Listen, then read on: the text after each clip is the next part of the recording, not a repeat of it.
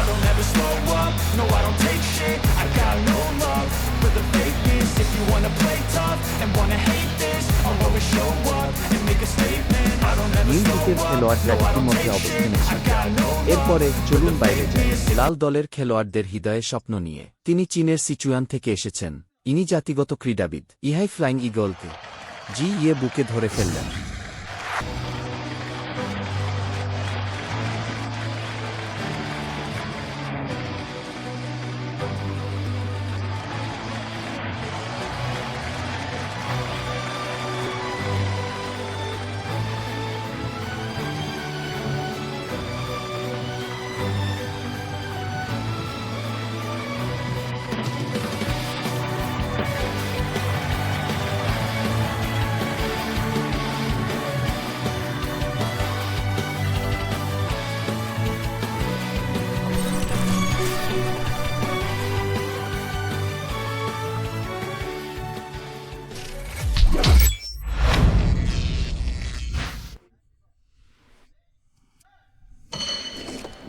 সবাইকে হ্যালো দর্শক, ইমেই কিংবদন্তি 12 আপনাকে স্বাগতম। এমএই মাউন্টেন স্টেশন।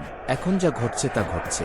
লাল খেলোয়াড় জিদুইবু নীল সাইড প্লেয়ার ক্রিশ্চিয়ানের মুখোমুখি হয়েছিলেন। হ্যালো সবাইকে, আমি ডং জিয়াংতাও, এই প্রতিযোগিতার ধারাভাষ্যকার। আমি টনি।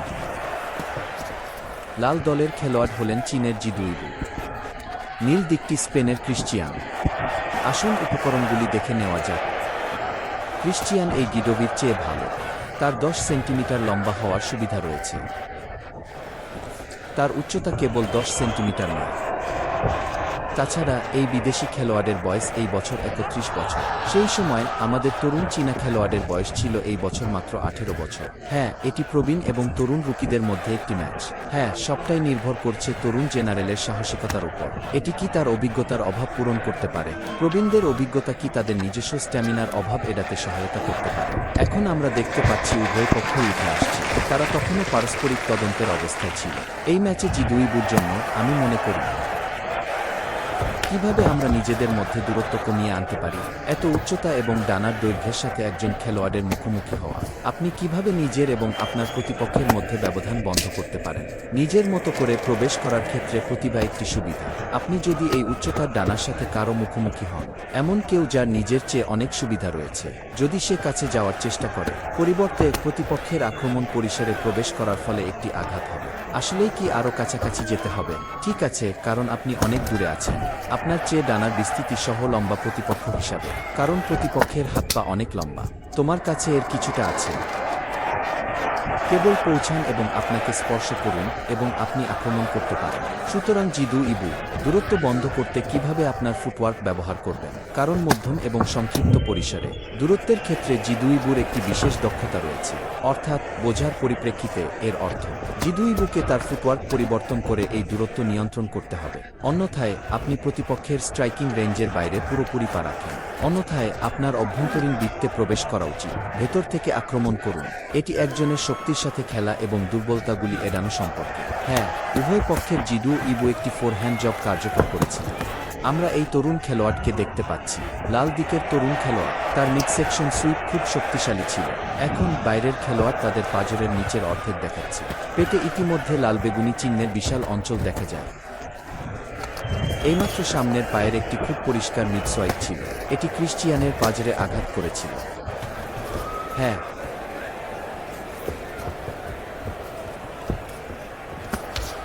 যদিও এটি জিদু ইবু। বয়স দেখুন, এই প্রতিযোগিতার অভিজ্ঞতা সহ খ্রিস্টানের মতো ভালো নয়, তবে আজ কোর্টে তার পারফরম্যান্সের দিকে নজর দেওয়া যাক। তিনি তখনও বেশ স্থির ছিলেন। শান্ত থাকো, থামো, ঠিক I don't ever slow up, no I don't take shit. I got no love for the fakeness. If you wanna play tough and wanna hate this, I'll always show up. I don't ever slow up, no I don't take shit. I got no love for the fakeness. If you wanna play tough and wanna hate this, I'll always show up and make a statement. I don't ever slow up, no I don't take shit. I got no love for the fakeness. If you wanna play tough and wanna hate this, I'll always show up and make a statement. Everything I do so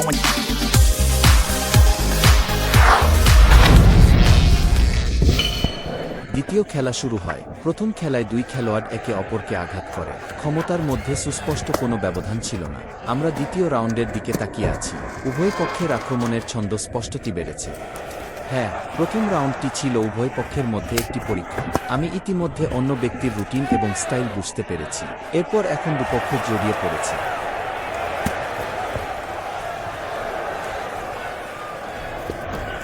সেই লাঠিটি সত্যিই ভারী দেখাচ্ছিল। এটা আমাদের Chinese সান্ডার side কি? এজন্য অন্য পক্ষের থেকে দূরত্ব বজায় রাখুন। নিয়ন্ত্রিত দূরত্ব বজায় রাখা খুবই কার্যকর। হ্যাঁ, আমরা এই খ্রিস্টানকে দেখি, এই উচ্চতা এবং ডানার দৈর্ঘ্য। তবে আমরা দেখতে পাচ্ছি যে তিনি তার উচ্চতা এবং উইংস্প্যান সুবিধাটি ব্যবহার করছেন বলে মনে হয় না। সে আস্তে আস্তে ফাঁকটি বন্ধ করছিল। এটা জিদু ইবুর জন্য খুব উপকারী হবে। ঘুরে দাঁড়ান এবং পিছনে ধাক্কা দিন। তবে আমি জিদু ইবুকে লাল দলের খেলোয়াড় হিসাবে দেখি। যদিও সে তরুণ, আমি মনে করি তার প্রচুর লড়াইয়ের অভিজ্ঞতা রয়েছে। দুই পক্ষের দূরত্ব নিয়ন্ত্রণে এই লেগ অ্যাডভান্টেজ ব্যবহার করে আসছেন তিনি। ক্রসবিভাগীয় ঘুষির একটি সিরিজ। এখন এটি দেখলে, যদিও ক্রিশ্চিয়ানের উচ্চতা এবং উইংস্প্যান সুবিধা রয়েছে, তবে এতে এমন ঘুরানো পশ্চাদসরণ করে দূরত্ব নিয়ন্ত্রণের কথা উল্লেখ করা হয়নি। দূরত্ব তৈরি করা পরিবর্তে তিনি তার হাত ক্রস করছিলেন, আস্তে আস্তে দূরত্ব বন্ধ করে দিচ্ছেন। তিনি জিদু ইবুর সাথে একটি ক্লোজ রেঞ্জ মিড রেঞ্জ বিনিময়ে জড়িত হওয়ার চেষ্টা করেছিলেন। ক্রমাগত সংমিশ্রণ ঘুষি। সুতরাং এই দূরত্বে খ্রিস্টানের কি হবে? এটা বিশেষ সুবিধাজনক নয়, কারণ মাঝারি থেকে স্বল্প পরিসরে। কারণ ক্রিশ্চিয়ানের নিজের ডানার দৈর্ঘ্য বেশ লম্বা, তাই তিনি মাঝারি পরিসরের কাছাকাছি স্থানটি আঘাত করেছিলেন। এটা একটু ছোট মনে হচ্ছে, সুতরাং কিছু আন্দোলন শক্তি প্রয়োগ করা কঠিন। আসলে জিদু ইবুর ক্ষেত্রেও এমনটাই ছিল। এই দূরত্ব নিজের জন্য ঠিক সঠিক দূরত্ব। যেখানেই শক্তি প্রয়োগ করা হোক না কেন, আন্দোলনের কৌশলগুলির রূপান্তর সহ এটা তাদের জন্য উপকারী ছিল। হ্যাঁ, কিন্তু জিদু ইবু এখন তার আগ্রাসী আক্রমণাত্মক সচেতনতাও খুব শক্তিশালী, যদিও কিছু মাঝারি এবং সংক্ষিপ্ত পরিসীমা রয়েছে। যাই হোক, নীল পক্ষের এখনও একটি পদক্ষেপ নেওয়ার প্রচুর সুযোগ ছিল, তবে তিনি তুলনামূলকভাবে রক্ষণশীলভাবে খেলেন। হ্যাঁ, উভয় পক্ষের আক্রমণ এবং পাল্টা আক্রমণ সচেতনতা দেখে খুব শক্তিশালী। একটি পদক্ষেপ নেওয়ার পরে অন্য পক্ষ তাৎক্ষণিকভাবে লাথি বা ঘুষি দিয়ে ফিরে আসতে পারে। ক্রিশ্চিয়ানের সামনের পা থেকে একটি নিচু লাথি। ক্রিশ্চিয়ান বলটি এগিয়ে নিয়ে যান। এখানে আমরা দেখতে পাই জিদু ইবু ধারাবাহিক ব্যাকহ্যান্ড স্ট্রেইট পাঞ্চ সরবরাহ করে। পেটে এই সামনের হাতের আঘাত যোগ করুন, মাথায় আঘাত করুন। এটি ইতিমধ্যে পরপর বেশ কয়েকবার ক্রিশ্চিয়ানের উপর কাজ করেছে। এই মুহূর্তে ক্রিশ্চিয়ানকে অবশ্যই তার কৌশলগুলি সামঞ্জস্য করতে হবে। তাদের মধ্যে কিছুটা দূরত্ব রাখুন। ঠিক আছে, এখনও 10 সেকেন্ড বাকি আছে। দ্বিতীয় রাউন্ড শেষ হতে চলেছে। থামো।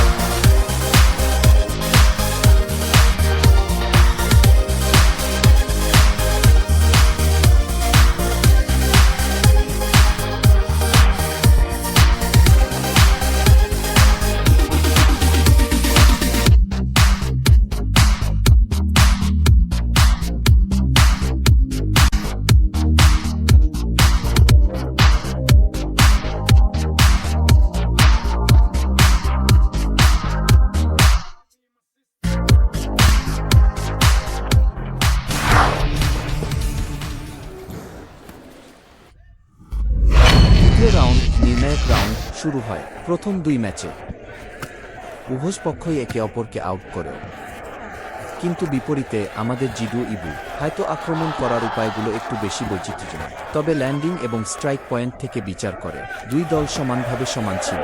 আসুন তৃতীয় খেলায় যাই, কোনো পক্ষের বিশেষত সুস্পষ্ট একটি আছে কিনা তা দেখার জন্য। একটি পরিবর্তন, হ্যাঁ, জিদু ইবু। তিনি এমএই লেজেন্ড 4 এবং এমএই লেজেন্ড 5 এ উপস্থিত ছিলেন। আসলে তারা সবাই এই ব্যাকস্টেজ ম্যাচটি খেলেছে, কিন্তু আজ অবশেষে মূল ইভেন্টে জায়গা করে নিয়েছে তারা। হ্যাঁ, ঠিক আছে, আপনার পিছনের পা ঘুরিয়ে দাও, কিন্তু দূরত্ব খুব বেশি হওয়ায় এটি পড়ে গেছে। আমরা ক্রিশ্চিয়ানের পেছনের পা থেকে মাঝের সুইপের দিকে তাকাই। এখন পর্যন্ত এই 3টি ফ্রেমের দিকে তাকালে আমরা দেখতে পাই যে ক্রিশ্চিয়ান বেশিরভাগ ক্ষেত্রে অভিনয় করেছেন। কেউ কেউ এক ঘুষি এবং এক সুইপিং কিকগুলিতে মনোনিবেশ করে। গতিবিধির ধারাবাহিকতার মারাত্মক অভাব রয়েছে। নাজিদু ইবুর জন্য ঘুষি এবং লাথির আরও সংমিশ্রণ রয়েছে। একটু ধ্বনি আমাদের ধরনের কিকবক্সিং ম্যাচের নিয়মের জন্য। ঘুষি এবং লাথির এই ক্রসলেগ সংমিশ্রণটি আরও বেশি সক্ষম। এই নিয়মের সাথে খাপ খাইয়ে নিন। আমি যা দেখেছি তা থেকে এই তরুণ লোকটি আজ খুব ভালো পারফর্ম করেছে। তৃতীয় খেলায় আসুন উভয় পক্ষের আক্রমণ এবং রক্ষণ সম্পর্কে কথা বলা যাক। এখনও উভয়ের ভারসাম্য বজায় রাখা। আমরা দুজনেই টেকনিক্যাল খেলোয়াড়, এর মতো বিশেষ তীব্র লড়াই হয়নি। এটি কোর্টে প্রতিপক্ষের দক্ষতা ব্যবহার করার বিষয়। কিছু কৌশলগত প্রতিক্রিয়া বিকাশ করুন, কিছু সমন্বয়, কিন্তু প্রকৃতপক্ষে দর্শকদের জন্য আমি যা সবচেয়ে বেশি উপভোগ করি তা হল দুই পক্ষের মধ্যে তীব্র পারস্পরিক লড়াই। হ্যাঁ, প্রবাদ হিসাবে অভ্যন্তরীণরা বিশদ দেখেন, বহিরাগতরা দৃশ্যটি দেখেন। উভয় পক্ষই যদি এমন তীব্র মুষ্টিযুদ্ধে লিপ্ত হয় তবে কি হবে? এটি একটি খুব ভালো ভিজুয়াল এফেক্ট তৈরি করে। ঠিক আছে, চলুন এখন দেখা যাক উভয় পক্ষই ঘনিষ্ঠ লড়াইয়ে লিপ্ত হওয়ার পরে বিচ্ছেদের মুহূর্তে জিদু ইবু একটি ক্রিয়া সম্পাদন করতে পারে। লাথি মারার কৌশল হোক বা মুষ্টিবদ্ধ কৌশল, বিশেষ করে যে মুহূর্তে তারা আলাদা হয়ে গিয়েছিলেন। মাঝখানে জিদু ইবুর ঘুষি এবং লাথি স্ল্যাশ তারা নিবিড়ভাবে অনুসরণ করবে। হ্যাঁ, জিদু ইবু খুব দরিদ্র পরিবার থেকে এসেছিলেন, তাই তিনি তার সমস্ত আয় মার্শাল আর্ট শেখার জন্য ব্যয় করেছিলেন। আমি আশা করি এই তরুণরা মার্শাল আর্ট ক্যারিয়ার অনুসরণ করবে। আপনি যত বেশি হাঁটবেন তত প্রশস্ত হবেন। হ্যাঁ, এটি একটি খুব কঠিন কাজ।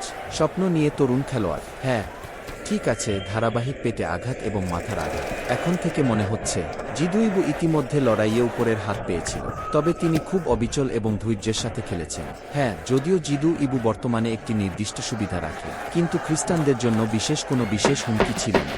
এটি সত্যিই উভয় পক্ষের প্রযুক্তিগত খেলোয়াড়। এটাও এই ম্যাচের বৈশিষ্ট্য। ঠিক আছে, 3 গেমের খেলা শেষ হয়েছে। চলুন দেখে নেওয়া যাক চূড়ান্ত ফলাফল। রেফারি যেভাবে বিচার করেন।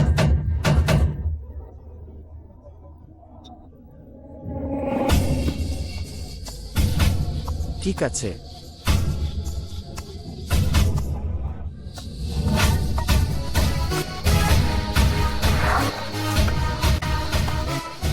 এটি 60 কেজি বিভাগে একটি সুপার লড়াই সম্পূর্ণরূপে আপনার কাছে উপস্থাপন করা হয়েছে। তাহলে কি ছিল এই ম্যাচের ফলাফল? এরপরে আমি একটি ঘোষণা দিচ্ছি। এই ম্যাচের ফলাফল: রেফারি নং 1 29 থেকে 28, রেফারি নং 20 থেকে 29, রেফারি নং 30 থেকে 27। এই খেলা রেড ফ্যাং প্রাধান্য পায়।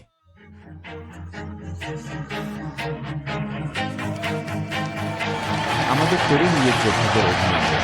জিন দিয়ে বুকে ধরে ফেলল।